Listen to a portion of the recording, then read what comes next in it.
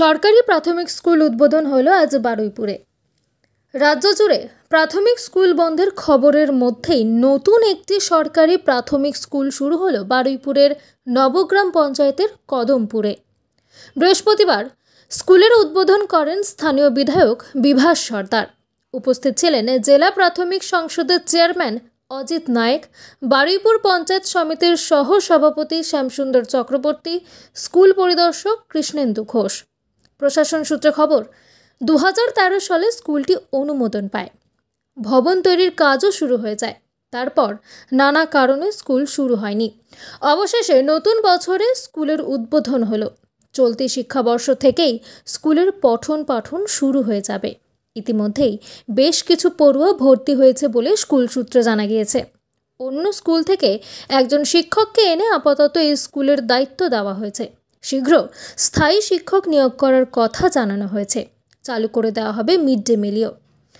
এলাকায় স্কুল চালু হওয়ায় খুশি স্থানীয় বাসিন্দারা।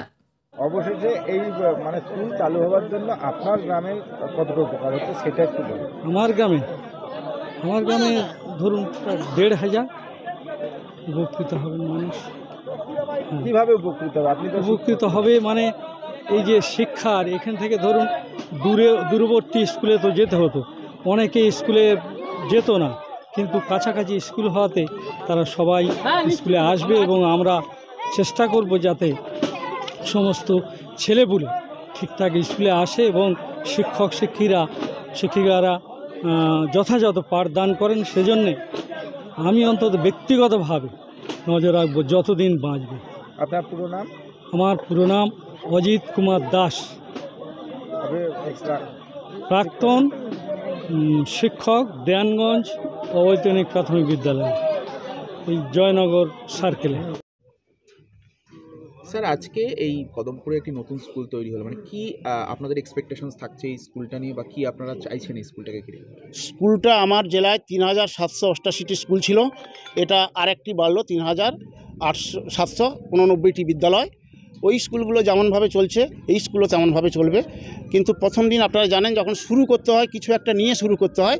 আজকের দিনে যেটা শুরু হলো, আমরা অন্য বিদ্যালয় থেকে টিচার নিয়ে ছাত্রদের হাতে বই তুলে দিলাম এবং বিদ্যালয়টি রানিং হলো।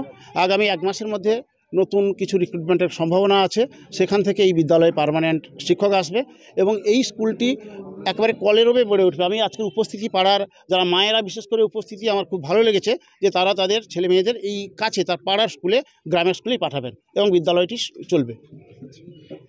ছাত্রছাত্রীরা যারা ভর্তি হতে চাইছেন বা গার্জেনরা যারা দোলাচলে রয়েছেন তাদের উদ্দেশ্যে কি বার্তা দেবেন? দোলাচল নয়, আমি একটাই কথা বলছি, দোলাচলের কোনো প্রশ্ন নেই। ছাত্রছাত্রী পাড়ার স্কুলে পড়বে। পাশের যে বিদ্যালয়টিতে এত বছর তারা গিয়েছিল, সেখানে যে সুবিধা পেয়েছে এখানেও একই সুবিধা পাবে। বরং আমরা যেহেতু নতুন স্কুল, নতুন করে গড়ে তুলতে গেলে যা যা করণীয় আমরা আরও বিশেষ উদ্যোগ নেব, যাতে এই পাড়ার ছেলেমেয়েরা এখানেই পড়তে চায় বা ভর্তি হয়। বন্ধ হয়ে যাচ্ছে বা প্রাথমিক স্কুল সেইভাবে চলছে না, সেই জায়গায় দাঁড়িয়ে আজকে কোথায় প্রাথমিক স্কুল বন্ধ হয়েছে? কোথায়? আমার তো চোখে পড়ে না। প্রাথমিক স্কুল নিয়েও নানা রকম অভিযোগ, স্কুলে শিক্ষক নেই বা সেই জায়গায় দাঁড়িয়ে কোথায়? আমি তো আমাদের বিধানসভায় এরকম কোনো স্কুল বন্ধ কোথাও খুঁজে পাইনি, টিচার নেই, এরকম স্কুল চালু হলো। হ্যাঁ, ভালো খবর তো। দেখছো তো তোমরা, এগুলো তো দেখো, রাজনীতি তো নিশ্চয়ই থাকবে, বিরোধিতা নিশ্চয়ই থাকবে, মিথ্যে বিরোধিতা, অসত্য বিরোধিতা, এটা ঠিক না। রাজ্যে স্কুল নতুন হচ্ছে, তোমরা প্রমাণ পাচ্ছ। সেখানে টিচাররাও আসছে, পড়াশোনার সংখ্যা বাড়ছে। আগে মানুষের সংখ্যা ছিল, হয়তো দেখা যাবে যে, আমি এক্সাম্পল দিচ্ছি, 1 লক্ষ, এখন মানুষ হয়ে গেছে 1 কোটি।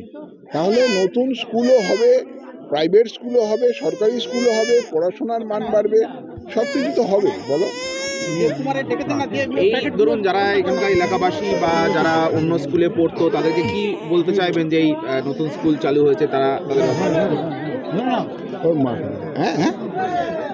গ্রামবাসীদের উদ্দেশ্যে কি বার্তা দিতে চাইবেন এই নতুন? আমি গ্রামবাসীকে সবাইকেই বলেছি যে, আমরা যেরকম আমাদের বাড়ির জিনিসপত্রগুলোকে আমরা নিজের মনে করি, নিজের সম্পদ মনে করি, সেগুলোকে যেরকম আমরা রক্ষণাবেক্ষণ করি যত্ন সহকারে, স্কুলটাকেও আমাদের নিজের মনে করে যত্ন সহকারে রক্ষণাবেক্ষণ করতে হবে।